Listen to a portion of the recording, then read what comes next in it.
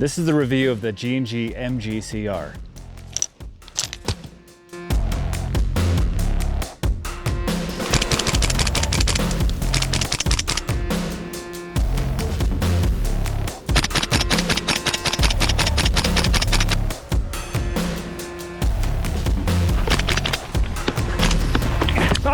I just got done playing today, so this is my review after the second gameplay I've had with this rifle. Admittedly, it's much better today than it was the first time I played. This rifle is G&G's take on the gas blowback system. It's something that came out with a couple years ago, and it hasn't had much traction in the United States. So I thought I would try to get one and give her a good test out because they boasted in steel internals, aluminum CNC bolt.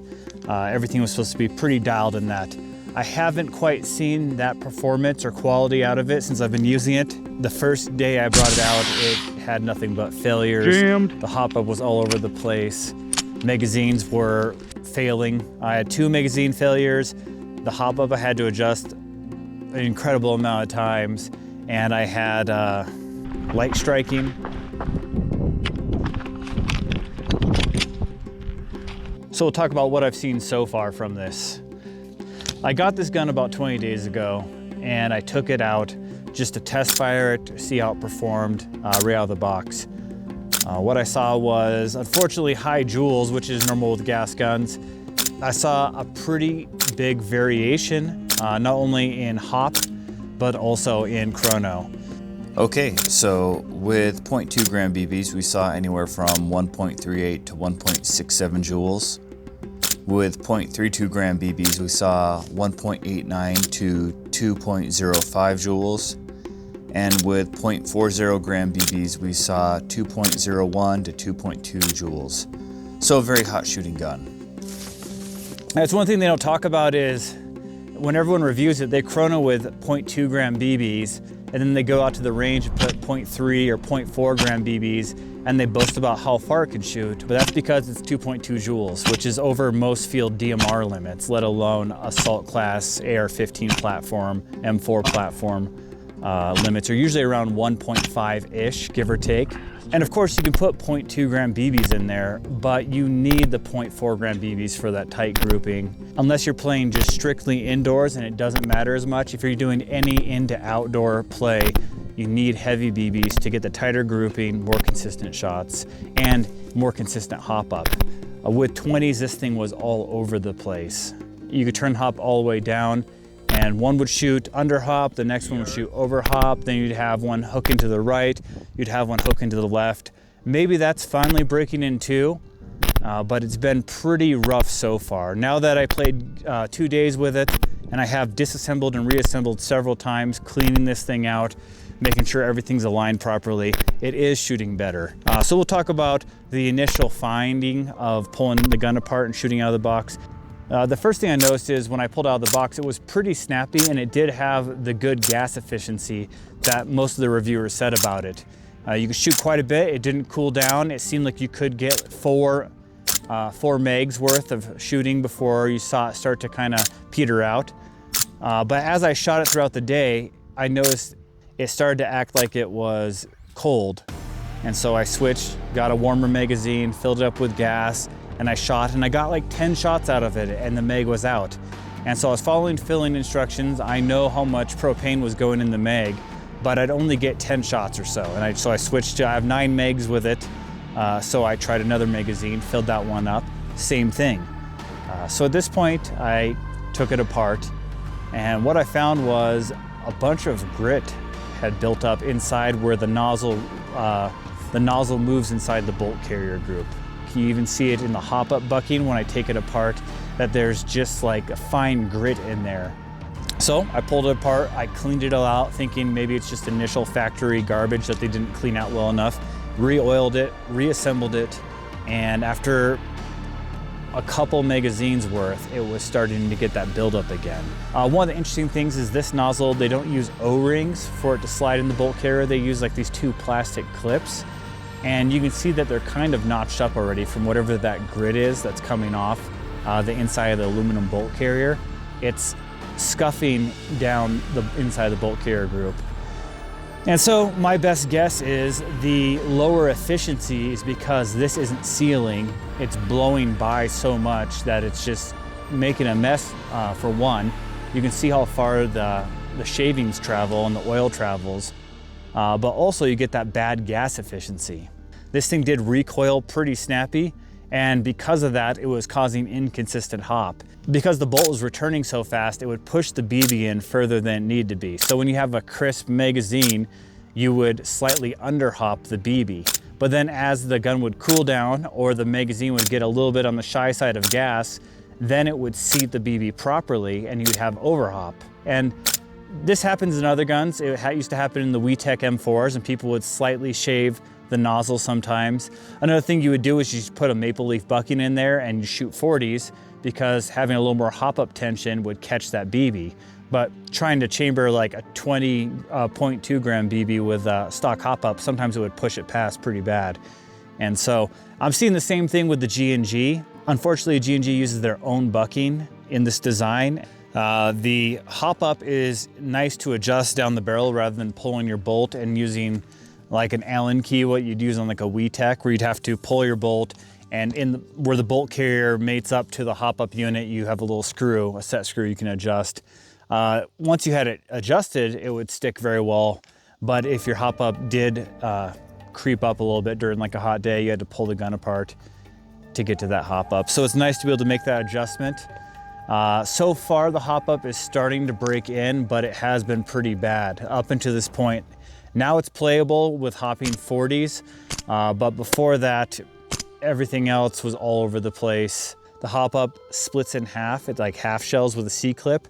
It seems okay. It seems to clamp down enough that it's easy to open up. It's easy to put back together. I did have to use Teflon tape, like I said, to get the bucking to actually fit snugly in there.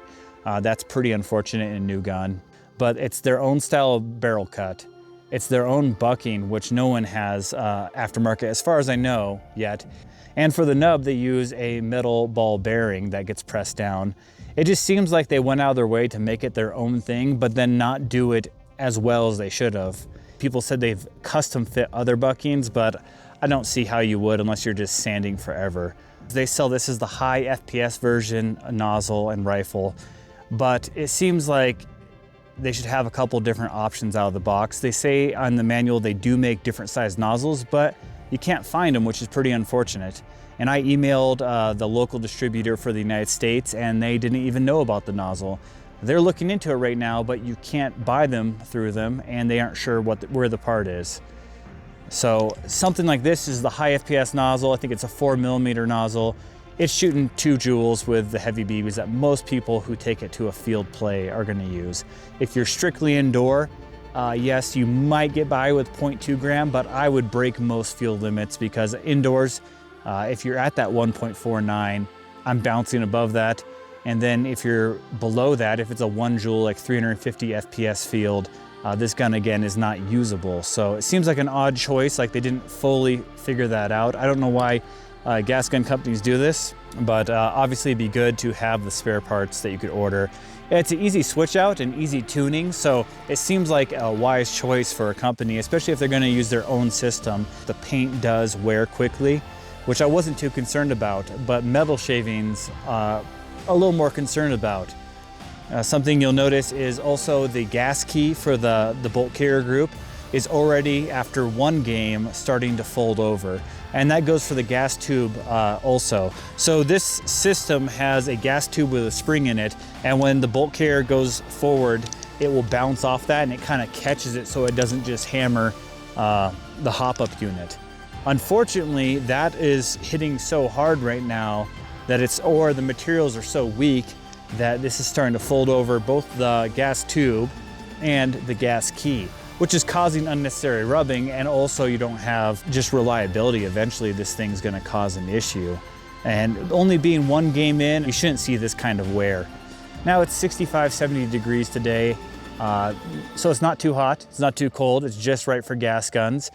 They shouldn't freeze up too quickly, but this thing does run more sluggish than it used to. Now instead of getting those 4 magazines worth on 1 fill of gas, I'm getting just over 1. And the gun cools down faster. And I think that's due to the air seal issue with the slider rings. I think it's blowing by too much, which is causing the bolt to go back too slowly, keeping that gas open longer. And that causes more cool down. As you let too much gas out, it cools down the system. It becomes a snowball effect.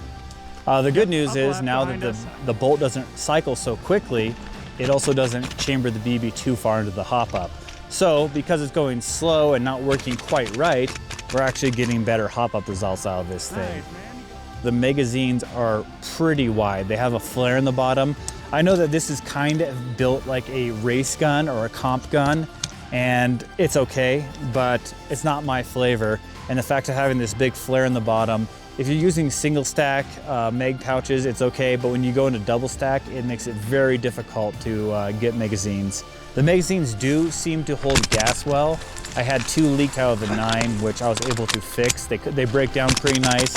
The gaskets look like it's easy to reseal everything, like it should be a good system. The only issue now is, will they have the rebuild parts? If they don't have rebuild parts, it doesn't matter. If they bring in good, affordable rebuild parts, then it'll look a good gas magazine. Another thing to note, this does have the 90-degree fire selector, where it has at 45 degrees the semi-auto and at 90 degrees the full auto. I don't like that. It's fine. You can get used to it. It's just, again, not a preference. I think it's kind of like maybe a competition, high-speed thing. I don't really know. It's not my flavor. It does have the ambi magazine release. Also not a fan of that.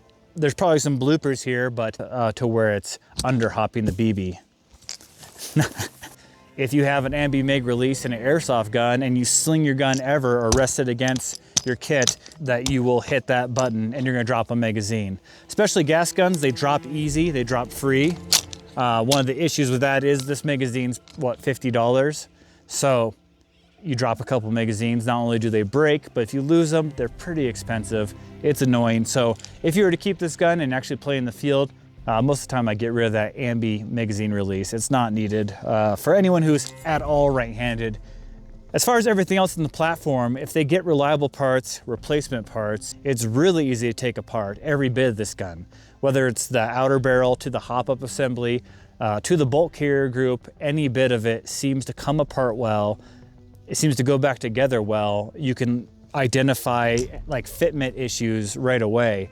I like that. In the manual, it says you can keep the airsoft Allen key in the handle. You can. Flops around in there. Also, this latch is very light touch. It hasn't dropped to me yet, but I don't see how that's not gonna drop the key at some point. I mean, barely touch that door and it opens. It does have some good qualities, but it's nowhere near, it doesn't seem to be a premium rifle. So I'm gonna take my findings, email G&G and see what they say about the wear. If they think this is normal wear and tear for a gun that has 2 games through it, then I'll be very disappointed. Maybe this is somehow a lemon and there's something wrong that's causing excessive wear. We'll see what they say, and I'll try to do a follow-up, just a short, seeing what they recommend or what they say about their own equipment. While I was editing this video, I emailed G&G, showing them some pictures of the excessive wear I thought the bolt carrier was experiencing. They were shocked when they saw the pictures. They said that they hadn't had any reports like this. They asked me to send the bolt carrier in, and they sent me a new one out for replacement, and they sent a bucking out as well. I am impressed with G&G's customer service. Every time I've had to deal with them, they've always been very helpful. They've been quick to respond. That is definitely a big pro for the company, that you're able to actually speak to somebody and get answers and have things resolved. I'll put the new parts in the rifle, put it through a test again, and we'll see if there's an improvement. We'll see if the same wear comes back to the bolt carrier group.